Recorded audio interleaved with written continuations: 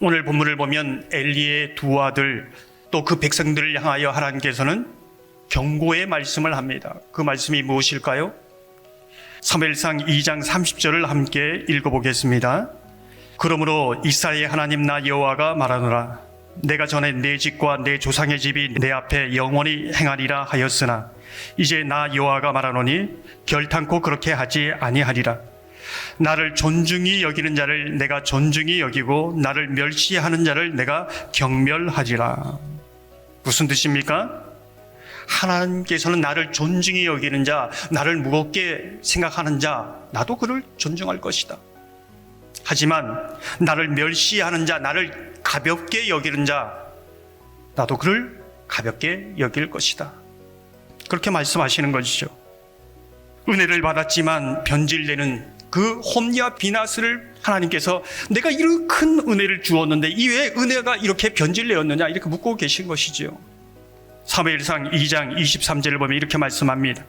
이스라엘 모든 지파 중에서 내가 그를 택하여 내 제사장으로 삼아 그가 내 제단에 올라 분향하며 내 앞에서 에봇을 입게 하지 아니하였느냐. 이스라엘 자손이 드린 모든 화제를 내가 내 조상의 집에 주지 아니하였느냐. 무슨 뜻일까요? 제사장으로 선택한 거 은혜라는 겁니다. 거룩한 옷을 입혀주신 거 이 큰 은혜가 없다는 것이지요. 하나님의 전에서 예배하고 봉사하는 이 특권 누구나 누릴 수 있는 은혜가 아니라는 겁니다.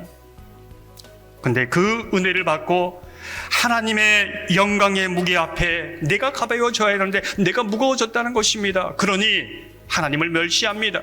하나님의 예배를 가볍게 여깁니다. 하나님의 사람을 무시합니다.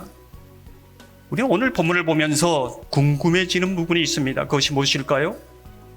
왜 홈리와 비낫은 하나님의 전에 살면서 하나님께 가장 가까이 살면서 하나님을 멸시하였는가입니다. 성경은 그 이유에 대해서 분명하게 말씀하고 있습니다. 여호와를 알지 못하기에 하나님을 멸시하고 예배를 멸시하였다 이렇게 말씀하고 있습니다. 근데 어떠한 이유로 하나님을 알지 못했는가? 사무엘상 2장 29절 말씀을 함께 합독하시겠습니다. 너희는 어찌하여 내가 내 처소에서 명령한 내 재물과 예물을 밟으며 내 아들들을 나보다 더 중히 여겨 내 백성이 이스라엘이 드리는 가장 좋은 곳으로 너희들을 살찌게 하느냐. 이것은 무엇을 말해주고 있는 것일까요? 엘리가 하나님을 멸시하였기에 그 자녀들도 멸시하는 삶을 살았다는 겁니다. 엘리의 심령 속에 믿음이 없기에 자녀들 속에도 믿음이 없다는 것이지요. 우린 자녀들을 보면서 내가 정말 예수의 사람인가, 예수의 생명이 있는가를 보아야 한다는 것이죠. 물어야 한다는 겁니다. 우린 마지막으로 한 가지 질문을 던집니다.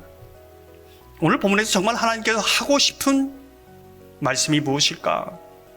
사무엘상 2장 35절을 보면 이렇게 말씀합니다. 내가 나를 위하여 충실한 제사장을 일으키리니 그 사람은 내 마음 내 뜻대로 행할 것이라. 내가 그를 위하여 견고한 집을 세우리니 그가 나의 기름 부음을 받은 자 앞에서 영구히 행하리라. 하나님께서는 사사시대 같은 그 어두운 곳에 하나님의 마음을 알고 하나님의 뜻을 행하는 사무엘과 같은 사람을 일으켜 하나님의 새 시대를, 미래를, 하나님의 역사를 열어가시겠다는 겁니다. 사사시대만 그럴까요? 지금 이 시대도 마찬가지입니다. 그렇다면 우리 시대의 제사장은 누구인가? 이 충실한 제사장은 누구인가? 저와 여러분이라고 성경은 말씀하고 있습니다. 베드로전서 2장 9절을 보면 그러나 너희는 택하신 족속이요 왕같은 제사장들이요 거룩한 나라요 그의 소유가 된 백성이니 이는 너희를 어두운 데서 불러내어 그의 귀한 빛에 들어가게 하신 이의 아름다운 덕을 선포하게 하려 하심이라. 오늘 이 본문을 보면서 우리는 묻게 됩니다. 정말 우리가 충실한 제사장인가? 홈리와 비느아스처럼 내 마음, 내 뜻대로 행하고 있는가? 아니면 하나님의 마음을 알고 뜻대로 행하고 있는가? 홈리와 비느아스처럼 여호와를 가볍게 여기고 여호와의 제사를 멸시하고 있지는 않은가? 물어야 한다는 것이죠. 그리고 마지막 질문이지요. 너가 내 마음과 내 뜻을 아는 사무엘이 되어주지 않겠느냐? 여러분은 어떻게 대답하시겠습니까? 저와 여러분이 이 마지막 때에 정말 하나님의 마음과 뜻을 알고 행하여 이 시대에 하나님의 역사의 통로가 되는 사무엘 같은 그런 믿음의 사람이 되기를 주님의 이름으로 축원합니다.